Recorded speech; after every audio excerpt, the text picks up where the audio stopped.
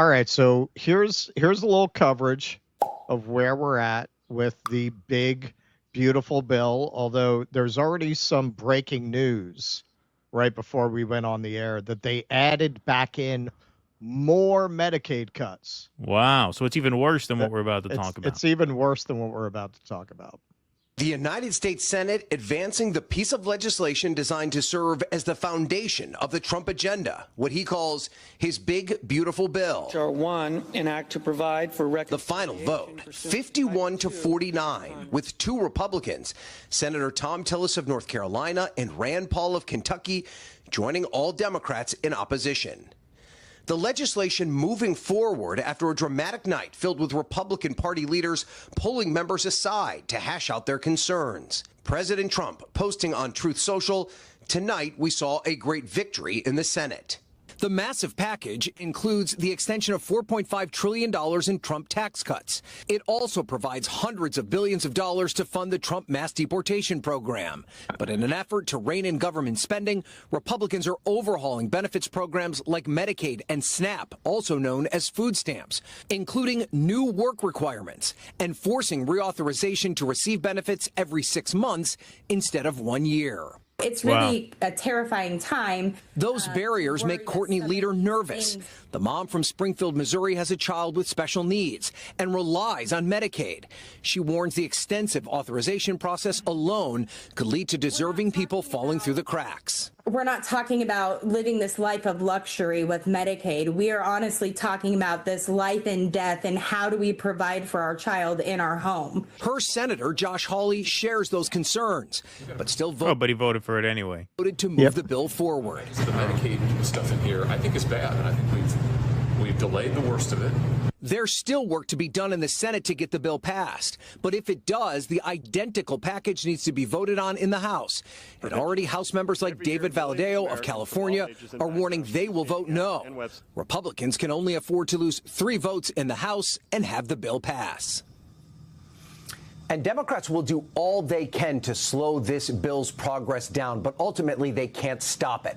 After the clerk is done reading the bill, there will then be up to 20 hours of debate and then a process known as votorama, which isn't as fun as it sounds, where any senator can offer up an unlimited number of amendments to the package. Republicans believe even after all of that, they will have the votes to pass this bill, and then it will ultimately go to the House. Hallie? Okay, so what he's talking about there is the Democrats. I didn't even know about this. They can force you to read the bill.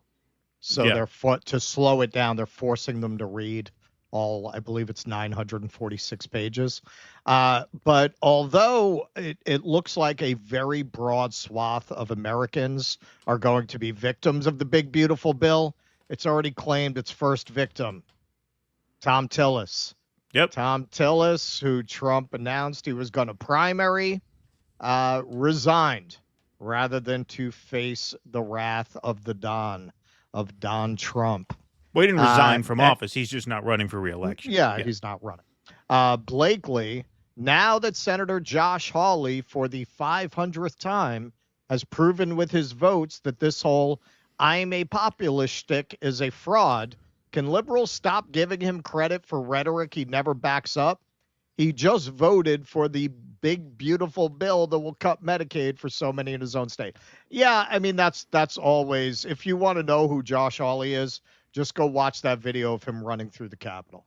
That's right. Josh Hawley. He likes to make a big stand in front of the cameras, but he has no political courage. He never has.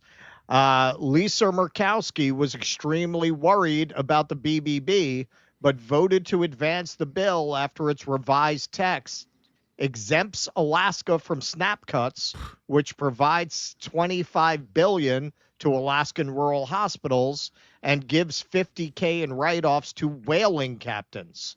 Alaska is like the Israel of the United States. So it's like fuck the the rest of us. Yeah. All right, let me finish. Apparently she got here, so fuck the rest of us. Yeah, and actually in that breaking news, I was able to just skim the article. Apparently that's part of what they reverse now. I guess enough people bitched that Alaska and Hawaii was getting an exemption, So they got rid of those two things in this new revision that added back in more Medicaid cuts. So let's take a closer look. What's in the latest version of Trump's big bill now before the Senate? The legislation contains roughly $3.8 trillion in tax cuts. Now, remember, we have covered this many times. I don't know how exactly it's shifted. I'm sure not for the better of working and middle class people. 68% of the money from these tax cuts, as originally conceived, go to the upper 20% of income earners. So this is almost entirely tax cuts for the rich. If you're a working guy whose response to that is, yeah, but the rich pay more taxes, you, my friend, are the victim of what we call around here a peasant mind. You have a peasant mind. Yes, you know why they pay more taxes? Because they have riches beyond imagining. It's an amount of money that they could never spend in 10 lifetimes. They make more money in a month than you're probably going to make between now and the day you die. So, yeah, they should bear the burden of taxes. The existing tax rates and brackets would become permanent under the bill. It temporarily would add new tax breaks that Trump campaigned on. No taxes on tips, overtime pay, or some automotive loans, along with a bigger $6,000 deduction in the Senate draft for older adults who earn no more than $75,000 a year. It would boost the $2,000 child tax credit to $2,200 under the Senate proposal. Families at lower income levels would not see the full amount. A cap on state and local deductions called SALT would quadruple to $40,000 for 5 years. It's a provision important to New York and other high-tax states, though the House wanted it to last for 10 years. Okay, so understand the state and local tax deduction. I am in New York, which now has more Republicans in the House than it used to, so this is more important to them. My SALT taxes, my state and my city and state taxes add up to like a few hundred every year. Do you know how much money you have to make to owe $40,000 in SALT taxes? Do you know how rich you have to be on the hook for $40,000 in state and local taxes? This is how greedy these people are. They are willing to grab the entire country by the ankles, turn it upside down, and shake it for loose change just to get a little bit more. That state and local tax deduction is really, really keeping them up nights. If you have got hundreds of millions of dollars if you're paying that in state and local taxes. You're a multimillionaire.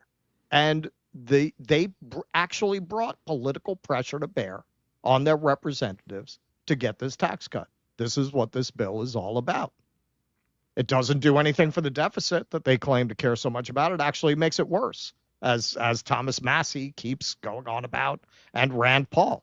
Now, Trump, so far, he hasn't announced he's gonna primary Rand Paul.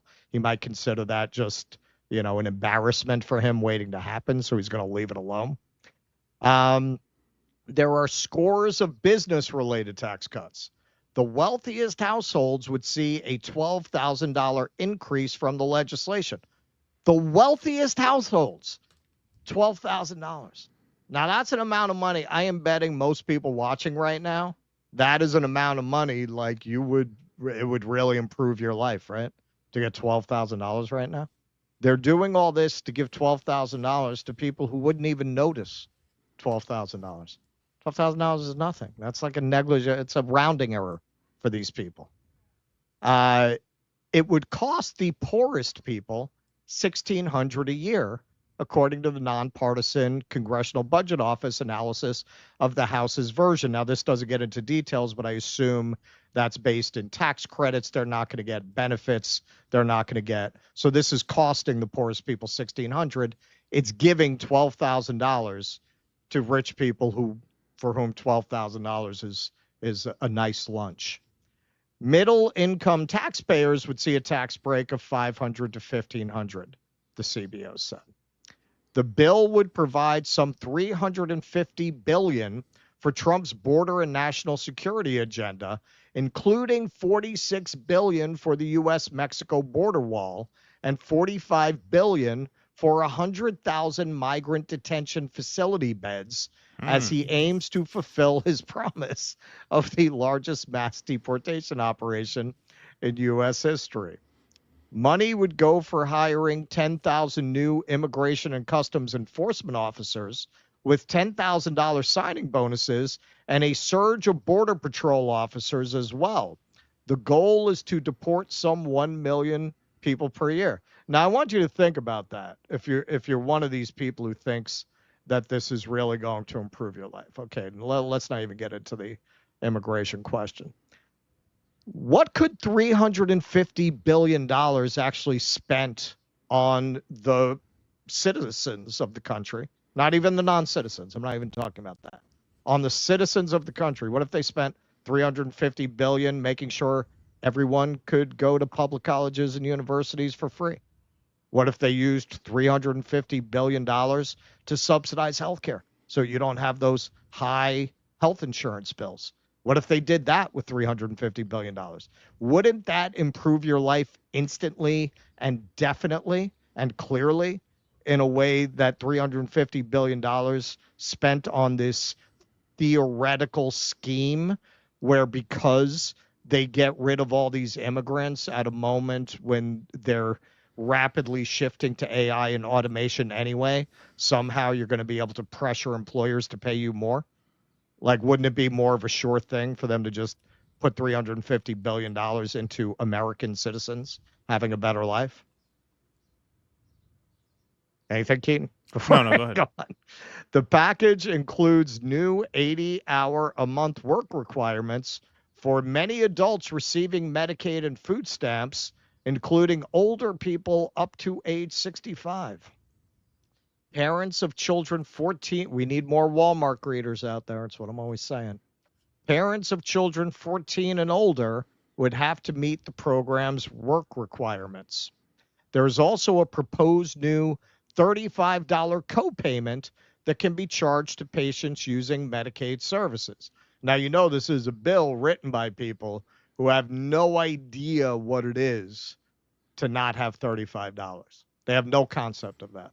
They have no concept of your bank account being overdrawn because you couldn't pay the electric bill. They have no concept of that.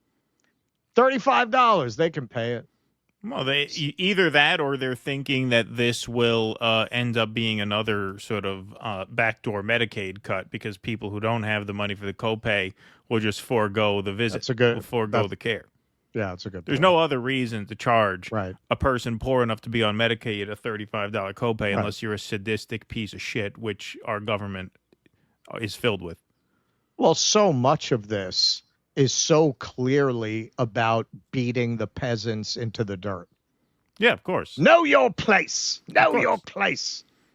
Some 80 million people rely on Medicaid, which expanded under Obama's Affordable Care Act, and 40 million use the Supplemental Nutrition Assistance Program. Most already work, according to analysts. Most of them already work. All told, the CBO estimates that under the House-passed bill, at least 10.9 million more people would go without health coverage, and 3 million more would not qualify for food stamps. Both House and Senate bills propose a dramatic rollback of the Biden-era green energy tax breaks for electric vehicles. They call that the Elon repeal. Right. Yeah, They exactly. also would phase out or terminate the various production and investment tax credits companies use to stand up wind, solar, and other renewable energy projects. Altogether, keeping the existing tax breaks and adding the new ones is expected to cost $3.8 trillion over the decade, the CBO says in its analysis of the House bill. An analysis of the Senate draft is pending. The CBO estimates the House-passed package would add $2.4 trillion to the nation's deficits over the decade. They kept telling you, we got to close the deficits or we're going to go bankrupt. Nothing to do with deficits. It's about redistribution of wealth.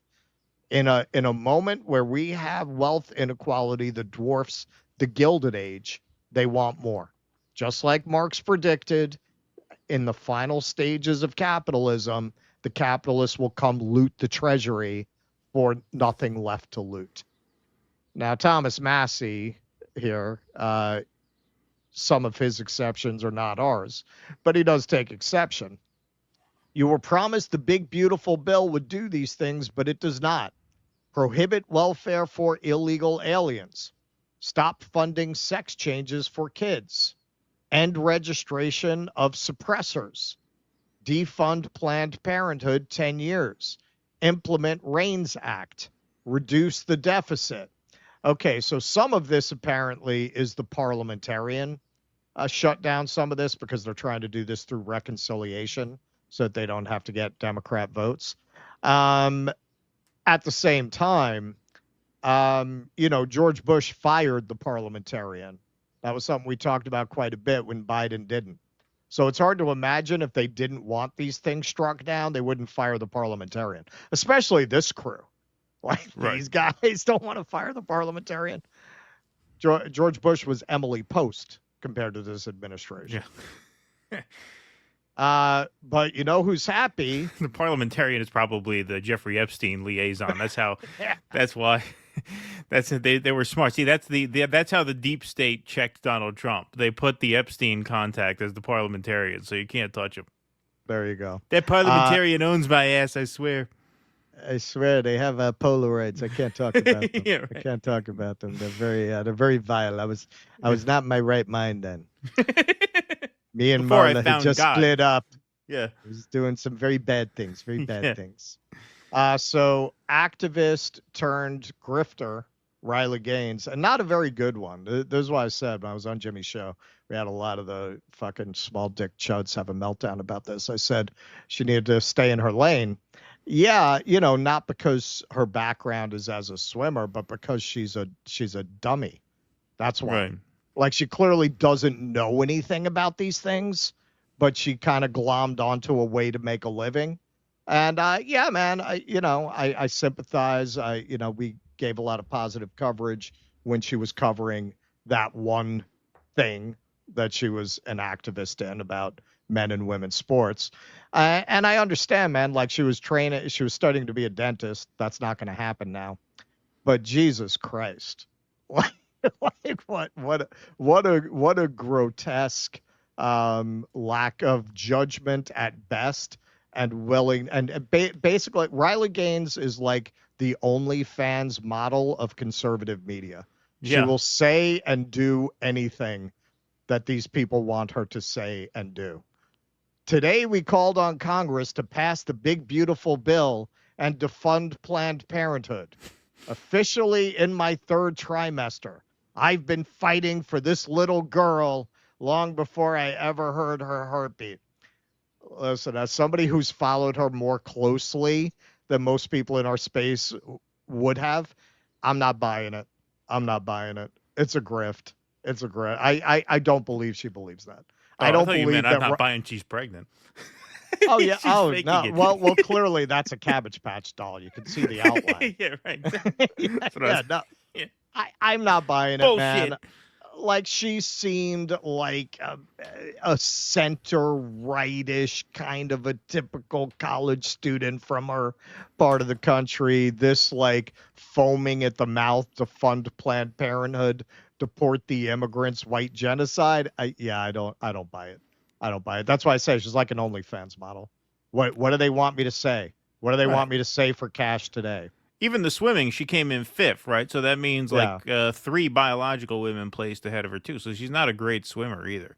She was going to be on the Freedom Flotilla, but Greta said, no, you can't come because if we get hit, we're going to have to swim. You're not a very good swimmer. You don't swim fast enough, so you can't come. That was why she didn't make the cut. She was going to do, and that's why she's right wing, because she got snubbed by the Freedom Flotilla people because she doesn't swim well enough. Well, she was going to do a heel turn. She was going to do that WWE thing where all of a sudden she comes out as a lib.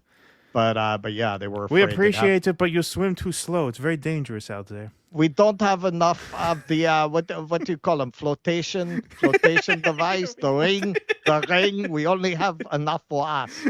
Not enough for you.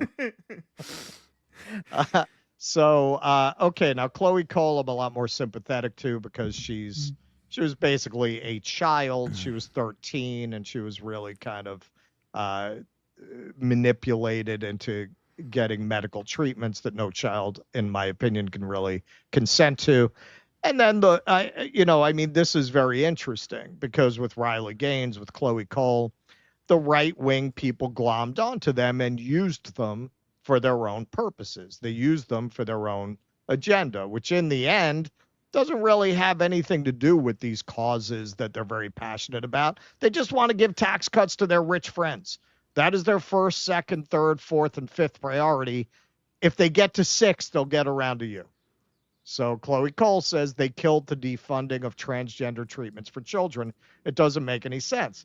It makes sense if you understand that the absolute red line for them is not cutting taxes for their donors. Right. For their class. That's the red line. Throwing you under the bus, that's not a red line. That's a cost of doing business. If they persuaded you otherwise, well, that should be a wake-up call for you. Non-hyphenated American here points out the new and improved BBB and this $4.5 trillion is on top of the $20 trillion in debt, which was baked into the cake. There is nothing remotely conservative about any of this. And this chart shows different versions of the bill, how the House version would have increased the deficit by $3 trillion. Senate bill as written, 3.5. Senate bill post Byrd rule after the parliamentarian got a hold of it, 4.2 trillion. Senate bill post Byrd plus rumored changes, 4.5 trillion. Now you would probably have to revise this because that's why they're putting these Medicaid cuts back in, because they're trying to satisfy the deficit hawks in their party. Now, hell hath no fury like a techno-feudalist scorned. So Elon has been quite vocal about this.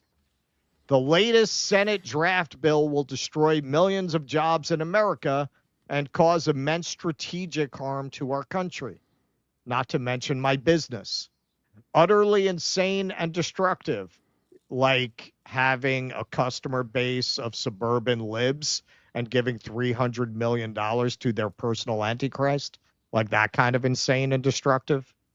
It gives handouts to industries of the past while severely damaging industries of the future. Look at the stop clock telling the right time. So he was quote tweeting Jesse Jenkins here, who I believe is in the energy field as an engineer. The new Senate draft raises taxes on all wind and solar projects that haven't begun construction today, unless they are placed in service by the end of 2027 and navigate complex, likely unworkable requirements to prove they don't use a drop of Chinese materials. After that, this bill adds a new tax on wind and solar projects that can't prove the same. Oh, and it does so while killing the tax credits to support domestic manufacturing of wind components at the end of 2027 and adding the same unworkable requirements to the credits supporting U.S. solar and critical minerals. It'll murder our nascent clean energy manufacturing sectors. Oh, and it actually kills the EV tax credit sooner than the House bill, after September 30th this year, rather than the end of 2025. Or 12 months after passage, as in the Finance Committee draft. This will destroy the battery manufacturing boom taking hold across Republican districts, killing hundreds of thousands of good jobs. Oh, and the cherry on top. This adds a new production tax for metallurgical coal. You read that right. Through the end of 2029, met coal producers get a 2.5% PTC. This bill kills the industries of the future while subsidizing the industries of the 19th century. It's insanity.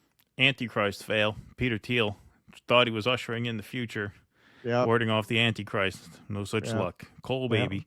This guy never watched The Omen. You know who he was dealing with. And this shows what will theoretically happen under this bill in terms of clean energy capacity. And you can see once this comes in, the capacity to build collapses. If that tweet is right, and I have no reason to think it isn't, they're killing the subsidies for developing domestic ability to create these technologies while at the same time forbidding people from getting them from China. Screw you guys. I'm going home. Yeah, you know what this makes me think of? It was the funniest review of a restaurant I've ever seen on Yelp.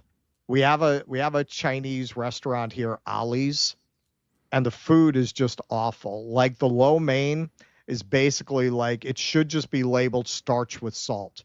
Right. You should just order starch. That's all it is. It's like a lump of starch that's very salty. That's all it is. I saw somebody wrote a review. They cook like they hate people.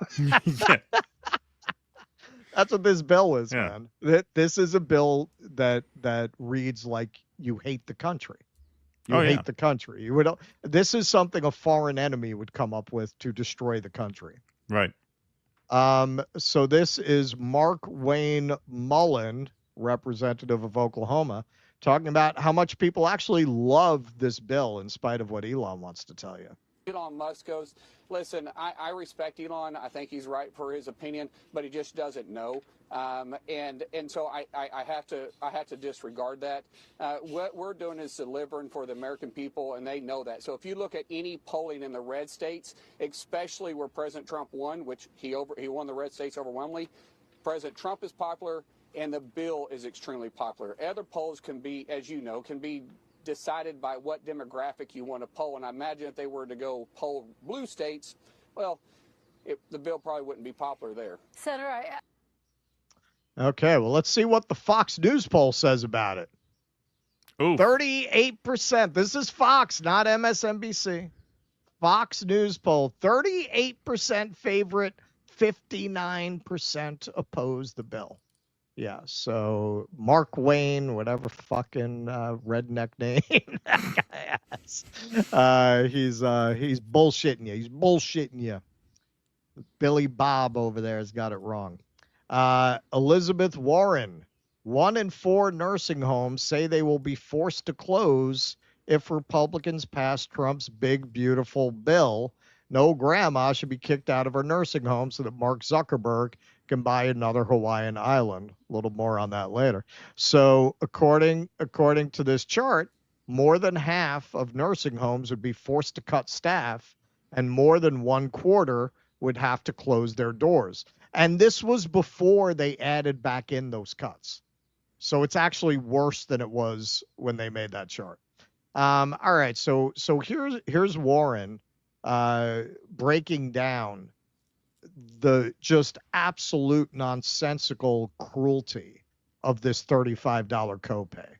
Many $35 copays would people on Medicaid have to pay to fund just this one retroactive tax break, just for one company, Meta? Senator Warren, you're taxing my math skills. Huh? But I believe that it would be over 400 million copays. 400 million copays. You understand that if every human being in America paid a copay, that still wouldn't be enough to cover what Meta is going to get from this one tax giveaway. Okay. All right. One company that is enjoying record stock prices, like most of the companies in the exchange. The stock market just hit record highs again this week in the midst of a possibly World War III breaking out in the Middle East, cutting off trade relations with Canada. Market just hit a record high. All these companies have record profits, and they're getting a tax cut. That one company, just Meta, one company If you got rid of that tax cut, you wouldn't have to do the copay. Yep. This is how much they hate you. This is how much they hate the peasants. I keep saying this. They want you dead. It's not a joke. I'm not kidding. I'm not being hyperbolic. They literally are trying to kill off enough of the population that the ones that are left won't be a threat. That is what I believe. And finally, people need to read the BBB plan. It cuts Pell Grants and subsidizes loans to students. It raises full-time student from 12 to 15 hours. Many kids take 12 hours because they have to work. It allows no stopping of payments if you become unemployed. It forbids future POTUSs from forgiving student loans. It doesn't allow loans to be discharged after 20 years of payments. You'll be paying out of your Social Security check. Yeah, I mean, this is all just a full court assault on the poor, to a large extent the middle class. Everyone is not rich. It's just an attack on the peasants. Why are they so determined to pass this? Because they know this is their window to fulfill every fantasy of ripping up the social safety net that they've had since Reagan. And they're not going to let it pass. They're not going to let it pass. Their donors won't let it pass. They don't even care if they lose seats in the midterms because of it. They don't care. They know the wheel comes around again. Trans sports, they'll run on some shit and get back in power, right?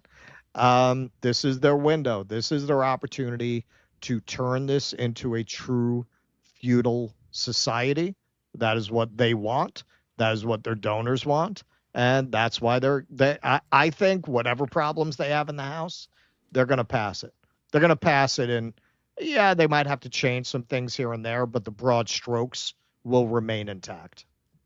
Yeah, we will see. We will see how it goes in the House. Obviously, there are a lot of dissenters in the House, but there were dissenters in the Senate. The fact that Josh Hawley came around and voted for that is just fucking embarrassing.